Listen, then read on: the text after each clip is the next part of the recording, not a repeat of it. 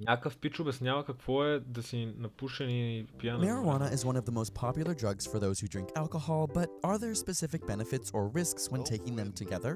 What happens to your body and brain when you're drunk and stoned? Първа грешка. Марихуаната не е най-популярният наркотик между тези, които пият алкохол, е коката.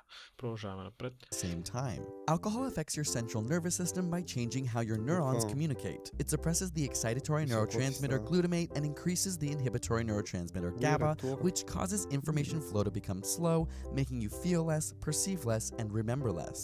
Weed, on the other hand, contains THC, which acts on the brain's cannabinoid receptors and causes some neurons in the brain to continually fire, removing their normal refractory period, making your imagination and thoughts magnify.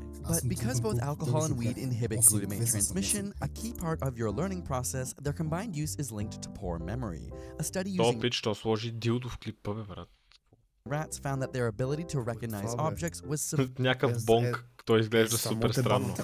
severely impaired when they were drunk and high. Of course, consuming both will make you feel lit. And studies show that even after taking 2 shots, the THC levels in participants' blood plasma doubled compared to those who were stoned but consumed a placebo drink, meaning alcohol makes you more high.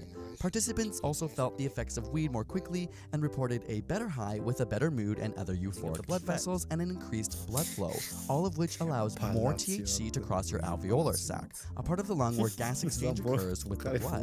Ultimately, the alcohol is increasing THC absorption. Other research has found Демек, колкото пич, каквото иска да кажа, че колкото повече пиеш, в смисъл, ако си опънал една трева, колкото повече пиеш, толкова повече се напушваш. Автоматично. smoking dope may even reduce the damage. Не такива работи на стрим, бе, буклук. Ще ми кажат, че сме наркомани. Искаш да... Ще ни пишат в БГ мама като пакта. Искаш да влизаме в зелени приключения, ли? Да, бе, много ясно, че стримам, аз винаги стримам. Да, Бонев, ние сме стримери, ти не знаеш. Нали трябва да се правят пари от някъде, Бонев?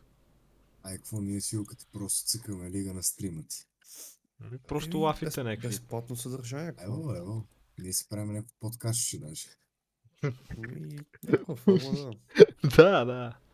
Понякога е имало интересни подкасти на стрим. When you drink, ethanol is metabolized by the enzyme cytochrome P450-2E1, but after excessive drinking, this process causes oxidative stress, making cells in the liver become fatty, known as steatosis. Your go-to party duo, consider that marijuana prevents vomiting.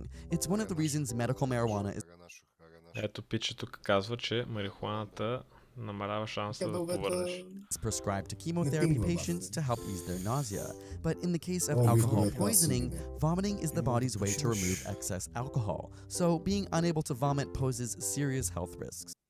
Брат, аз между другото, откакто съм пияница, мисля, не съм пияница, но откакто пия, съм повръщал точно 3 пъти. Единия път е пред Сашо, като се бехме наяли супер жестоко и като бех болен. Брат, тъмън заспивам и само се буждам. Гледам Сашо, за да видя дали спи, ако тръгна да умирам. И аз си викам, брат, нали ще повърна, ако тръгна да умирам, Сашо е буден, всичко точно, нали ще ме спаси, ще реагира адекватно. Не, брат. Падам от леглото, повръщам и сега ще почва да ми се подиграваше моя майката. Почна да ми се присмива, докато повръщам. Беше толкова зле. И Сашо... Да, моля ти казва да повръщаш на момчето къща. И аз по-само отивам да си доповръщам на терасата. Връщам се, Сашо ме гледа. Аз едва го гледам, не мога да затворя вратата на терасата на Денката. И аз викам, окей. И лягам. И гледам, че Сашо изхвърли една пура в повръщаното. Съм такъв, окей. И... си изпушена, да? Да, и си викам, окей, това нали, забравяме го, лягаме, спиме. И сутринта се събуждам, Денката, брат, някак си влиза в стаята, прескача повръщането без да иска, без да го види. Сяда на едно кресло пред нас и почва ни чете лекция, почва. Брат, как може да сте такива мизерници, не знам с какво не защо. Под превенцията, аз си мисля, че той е видял повръщането и почва за това да ни се кара. Нали? Че сме били големи мизерници, работи, глупости, че като събирали 20 човека в тях, не се случвали такива гадости, както като се събереме само трима. Той 20 човека не знам дали познава, така че... И в същия момент само такъв изведнъж спира, погледа му се концентрира до мене. И само вика, не! Кой мизерник си повръща на килим?